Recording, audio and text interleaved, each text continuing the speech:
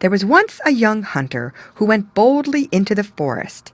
He had a merry and light heart, and as he went whistling along, there came an ugly old woman who said to him, "Good day, dear hunter. You are very merry and contented, but I suffer hunger and thirst, so give me a trifle."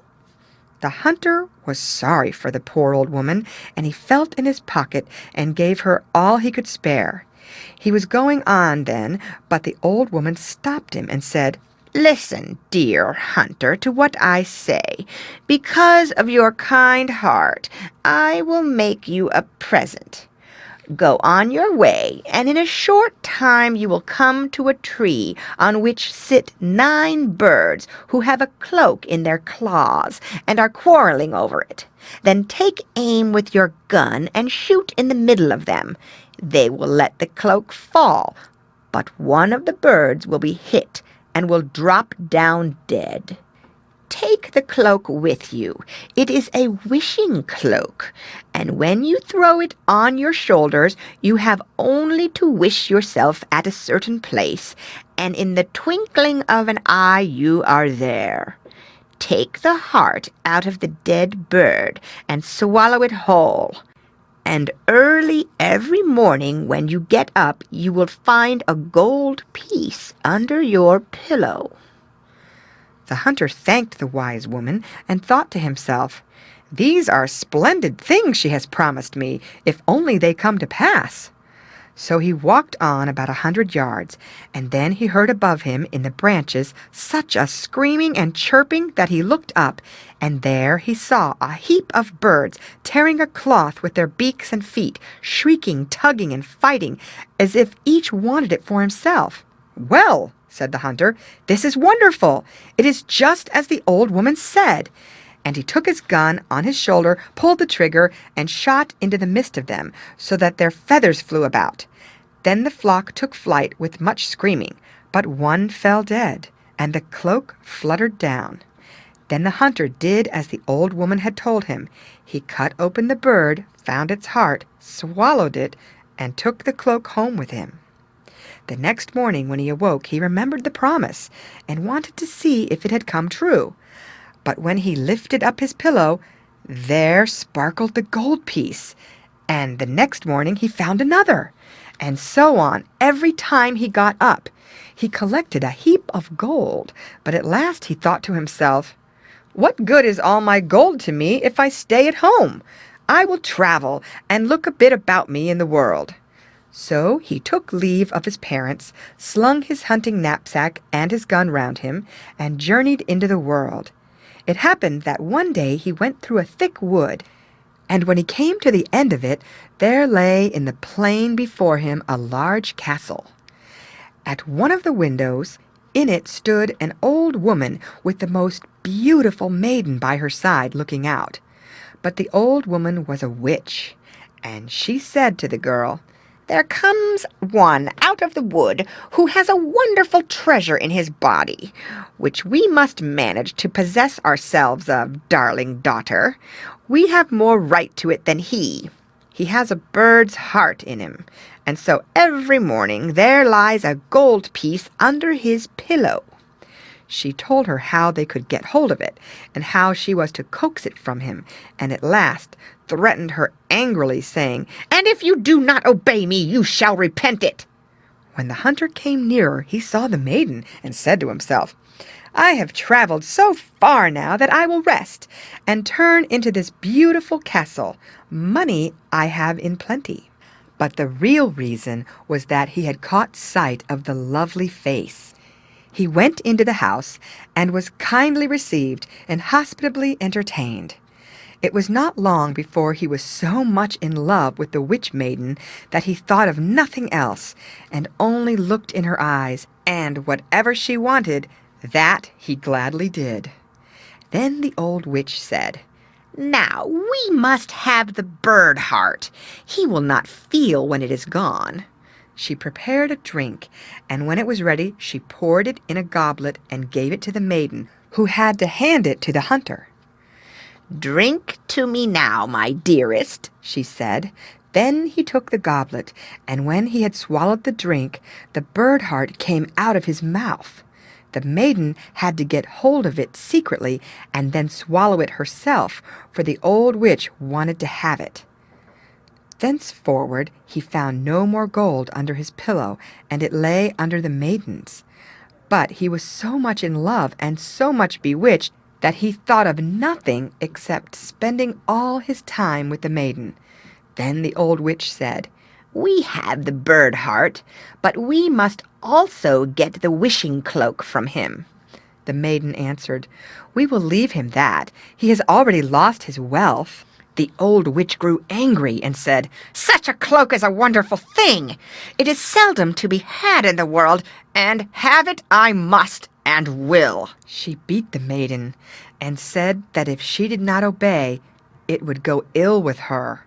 So she did her mother's bidding, and standing one day by the window, she looked away into the far distance as if she were very sad. "Why are you standing there looking so sad?" asked the hunter.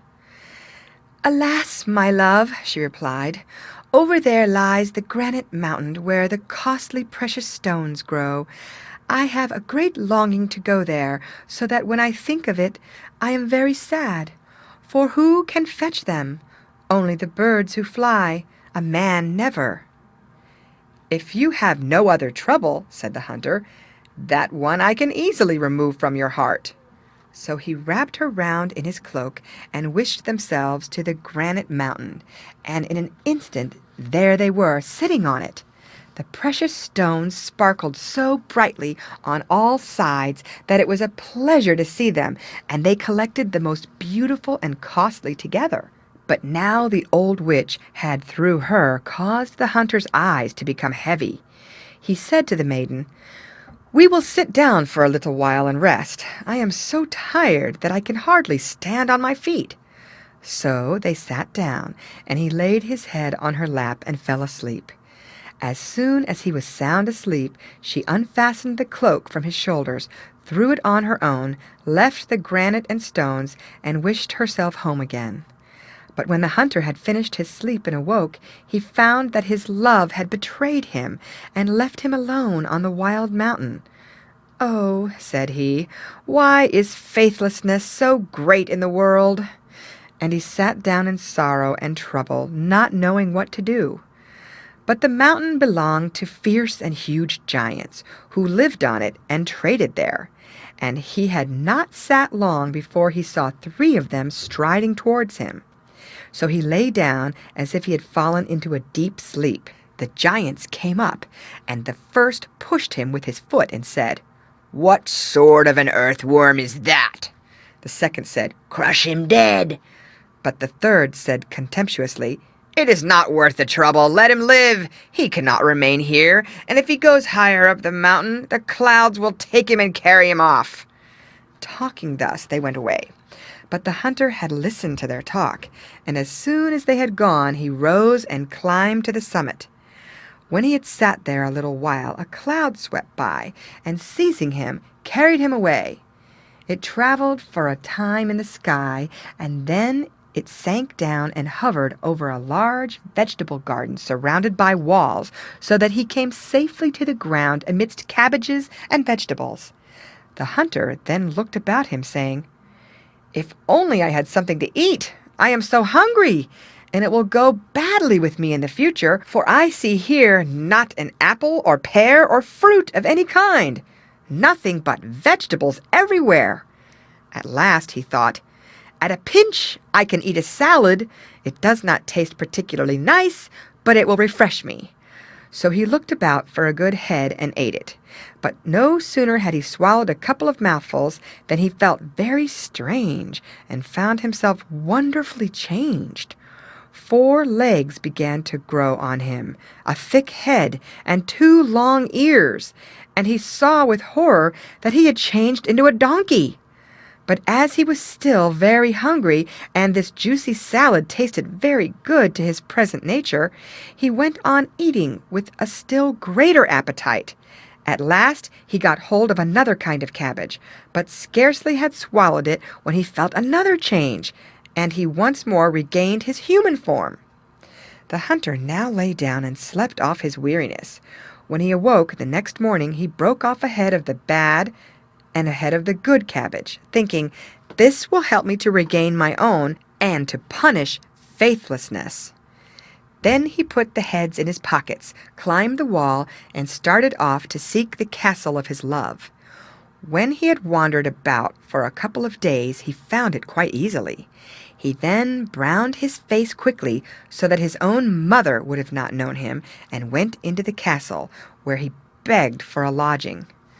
"I am so tired," he said, "I can go no farther." The witch asked, "Countryman, who are you, and what is your business?" He answered, "I am a messenger of the king, and have been sent to seek the finest salad that grows under the sun. I have been so lucky as to find it, and am bringing it with me, but the heat of the sun is so great that the tender cabbage threatens to grow soft, and I do not know if I shall be able to bring it any farther." When the old witch heard of the fine salad, she wanted to eat it, and said, "Dear countryman, just let me taste the wonderful salad." "Why not?" he answered. "I have brought 2 heads with me, and will give you one." So saying, he opened his sack and gave her the bad one. The witch suspected no evil, and her mouth watered to taste the new dish, so that she went into the kitchen to prepare it herself. When it was ready, she could not wait till it was served at the table, but she immediately took a couple of leaves and put them in her mouth. No sooner, however, had she swallowed them that she lost human form and ran into the courtyard in the shape of a donkey. Now the servant came into the kitchen, and when she saw the salad standing there, ready cooked, she was about to carry it up, but on the way, according to her old habit, she tasted it and ate a couple of leaves. Immediately the charm worked, and she became a donkey, and ran out to join the old witch, and the dish with the salad in it fell to the ground. In the meantime, the messenger was sitting with the lovely maiden, and as no one came with the salad, and she wanted very much to taste it, she said, "I don't know where the salad is." Then thought the hunter, the cabbage must have already begun to work, and he said, "I will go to the kitchen and fetch it myself." When he came there, he saw the 2 donkeys running about in the courtyard, but the salad was lying on the ground. "That's all right," said he, "2 have had their share." And lifting the remaining leaves up, he laid them on the dish and brought them to the maiden. "I am bringing you the delicious food my own self," he said, "so that you need not wait any longer." Then she ate, and as the others had done, she at once lost her human form and ran as a donkey into the yard.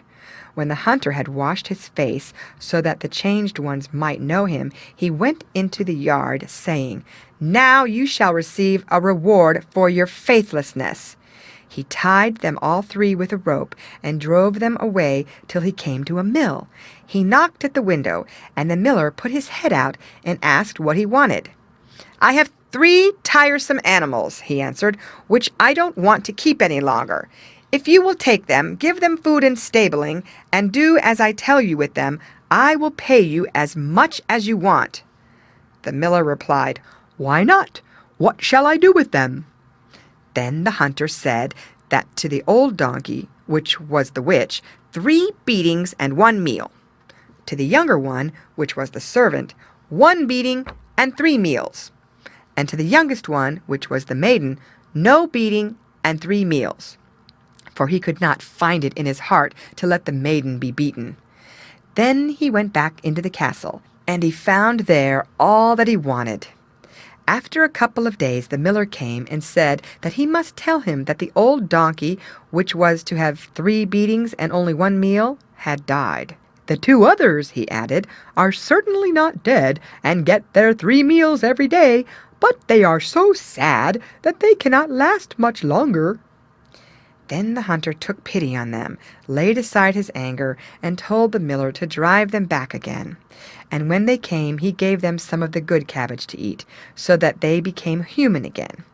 Then the beautiful maiden fell on her knees before him, saying, "Oh, my Dearest, forgive me for the ill I have done you. My mother compelled me to do it.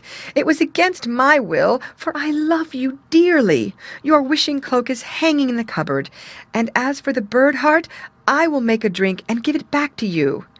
But he changed his mind and said, "Keep it. It makes no difference, for I will take you to be my own dear true wife."